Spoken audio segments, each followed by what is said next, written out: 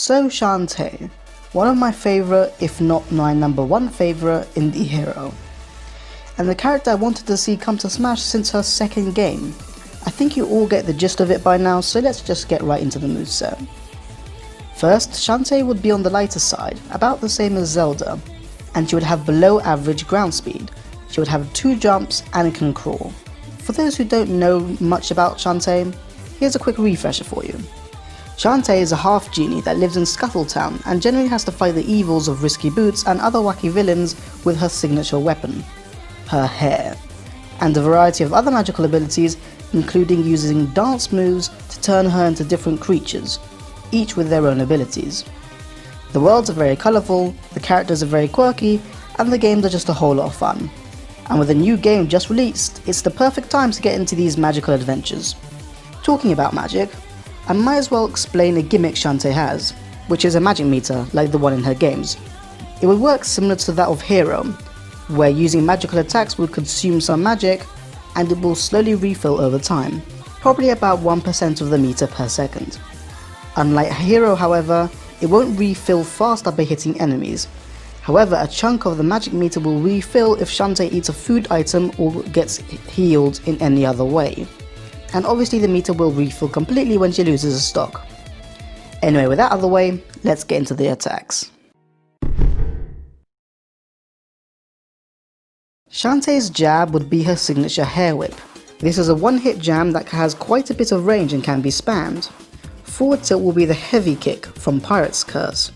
This will have less range than the jab, but will be pretty strong for a tilt attack, and it can also be tilted up or down. Up tilt will be the spin kick from the original Shantae game. This will send Shantae into the air and can be used to toss opponents into the air and as an anti-air. Down tilt will be basically the same as the jab, but with Shantae crouching, just as he does in her games. Her dash attack will be a 2-part attack. First is a strong elbow charge from the first game, and if the button is pressed again, Shantae will do the drill kick straight forward, launching the opponent at the end. In the first game, the drill kick actually happens after the spin kick, and after the elbow charge was this hair spinning thing. But I don't think an attack that sends you upwards after a dash attack would work well in Smash, so I changed it up a bit. For her forward smash, she'll use one of her animal transformations, the elephant. When used, Shantae will dash forward as the elephant, dealing major damage. However, this move has a lot of start and end lag, so keep that in mind. I also think it'll be pretty cool that if when charging moves that change her form, she'll do the little dance moves she does in her game. I just think that'll be a nice visual touch. Down smash will turn Shantae into her crab form, where she would quickly snap her claws 3 times in both directions and then turn back. Her up smash will be her first move that uses magic, the Storm Puff. This will have Shantae release a small cloud above her head using 20% of the magic meter. The cloud will rain down lightning underneath it, with 1 bolt going straight down and another 2 bolts going diagonally downwards in both directions. The move will work similar to Snake's up smash, where charging increases its height but not its strength. The Storm Puff will actually stay out for 10 seconds after you use it, allowing you to attack it in order to move it around, just like in the games. You can just imagine the satisfaction of gimping someone's recovery by pushing this thing over the ledge. Neutral air and forward air would both be hair whip attacks. Neutral air will be just the same as jab, but in the air, while forward air will have Shantae leaning forward for some extra range, and the move can be tilted up or down. Up air will be the hair spinning move from earlier. It's a multi-hit attack that sends opponents straight upwards and has a decent amount of kill power. Down air will be the drill attack again. In the first game, Shantae would spin diagonally downwards at a 45-degree angle. But in Smash this will probably lead to a lot of SDs, so the angle of the attack will be reduced to something that of Sonic or Sheik. Back air will have Shantae spin around and hit with a scimitar from Pirate's Curse behind her. This move will have the most kill power out of any other aerial. Shantae's neutral special will be her most basic magical attack, the Fireball. This attack will have 3 tiers, similar to Hero.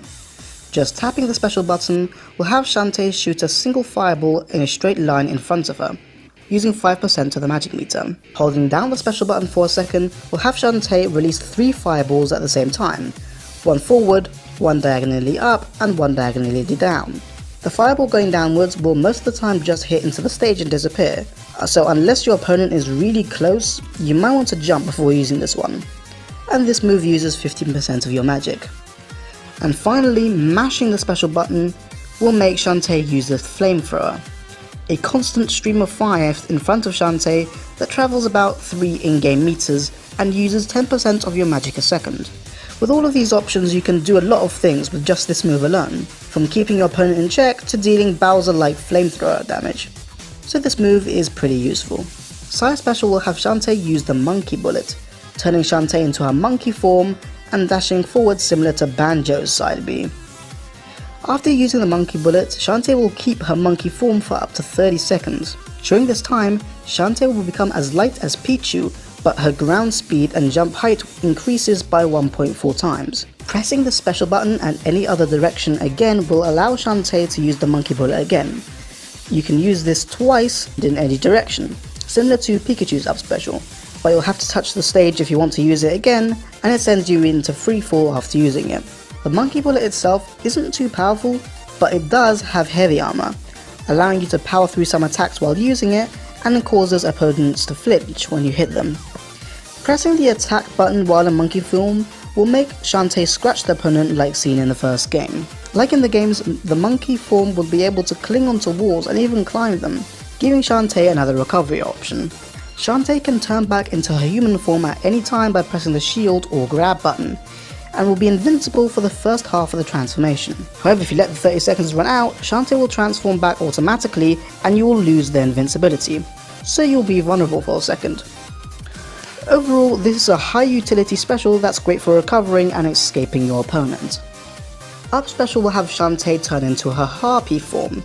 This move is a very unconventional up special, as I'll explain now. When in her harpy form, you'll be able to do 3 things. First, you can press the jump button to flap your wings, allowing you to gain height in order to recover. You can press the attack button to scratch the opponent like in Shantae 1, and you can press the special button to use the harpy talent move, with Shantae shooting a feather in front of her as a projectile. The harpy lasts either until you jump 5 times or 15 seconds pass, whichever one comes first, and you'll be put into free fall if you change back in the air. Although Shantae's weight won't change while in harpy form, she'll become very slippery on the ground, so watch out for that. The harpy also has the same rules as the monkey, where pressing shield or grab will turn her back and letting the timer run out will make you lose the invincibility frames. Down special will be the super pike ball, which has 3 spiky balls that spin around Shantae. This move can be used as a get off me tool and will negate projectiles similar to Rosalina's down B, and will use 17% of your magic meter per second. This move is basically OP in the Shantae games, as most enemies can't hurt you while these things are out, and will be the same in Smash. You can get rid of the pike balls by pressing down special again. For her grab, Shantae will transform into her spider form, and her weight will increase to about the same as Samus.